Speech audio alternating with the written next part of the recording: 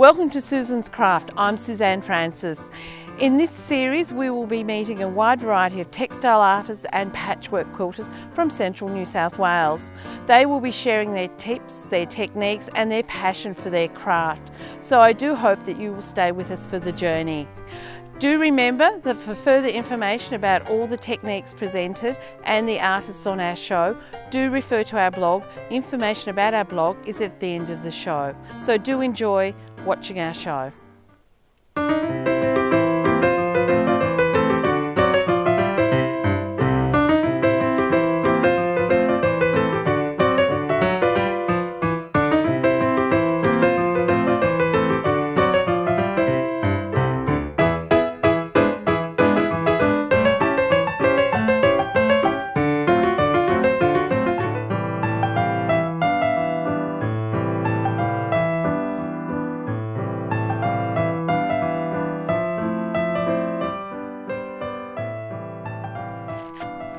Hello.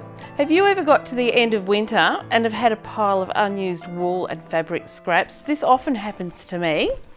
And what I like to do is to combine these pieces of yarn and fabric together and create scarves. Very individualised and very colour coordinating for your wardrobe. So what I've done is I've prepared my threads and my fabrics by cutting them into lengths and also my fabric into smaller pieces.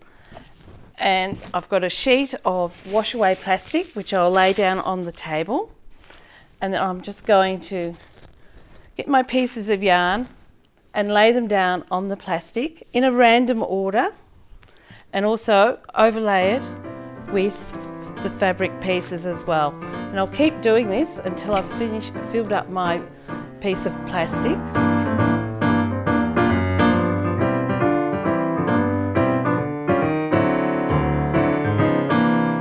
You might even like to use the fabric that's left over from some of your sewing projects.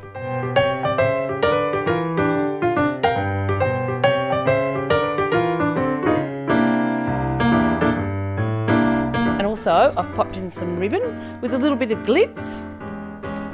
A great way of dressing up a piece for some evening wear as well. Just keep laying down the threads and the bits of fabric.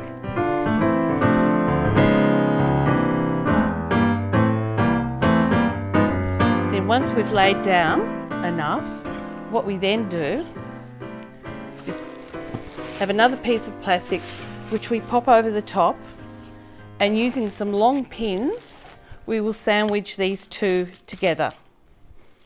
Now, to save us time, I've already sandwiched a piece together, and you can see that I've got the long pins that are holding the three pieces of the three layers together.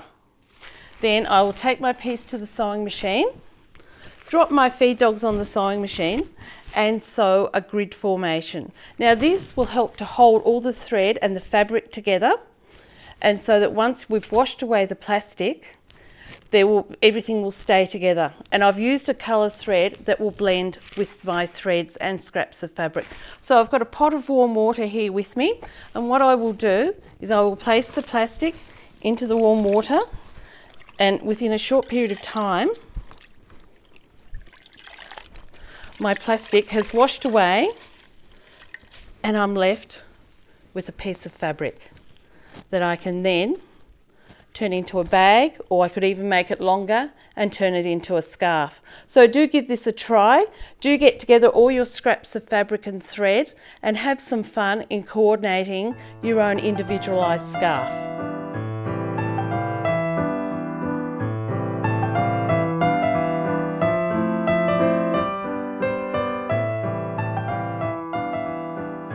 Welcome back to this segment. In this segment I'd like to share with you some of the techniques that I like to add to my quilts when I'm embellishing.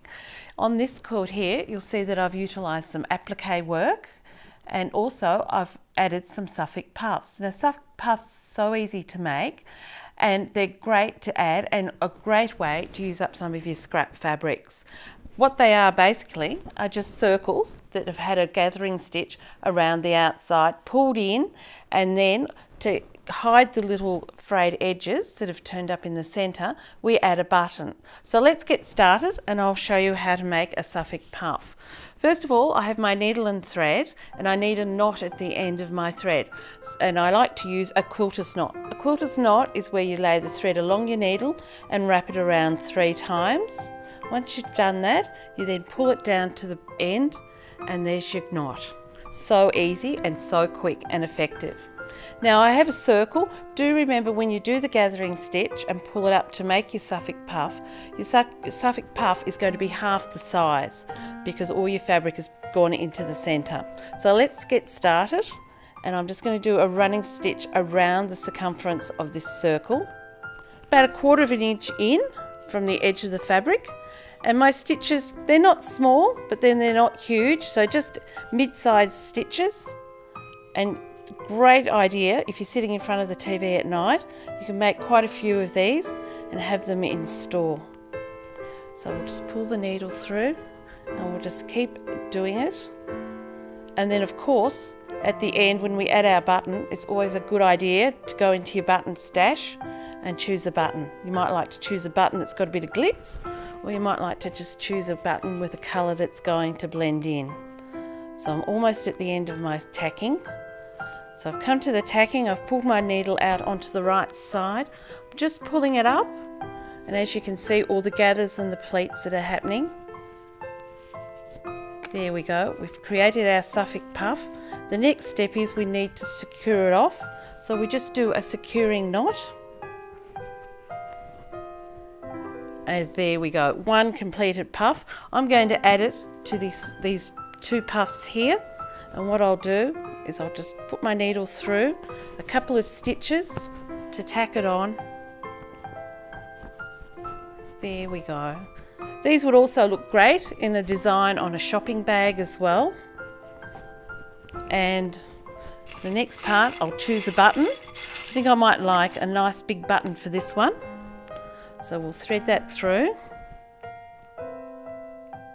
pop it through the holes, and then pop it through onto our piece of work, making sure we don't pick up anything else. Often I do that and I find I've got pieces of other bits of work attached to it as well. Here we go. Some people often make these in an arrangement, and you can make these into a brooch as well. Great way for using up all your scraps of fabric. We'll just snip off the cotton at the end. And there we go. You've just completed your first Suffolk puff. Do have a try.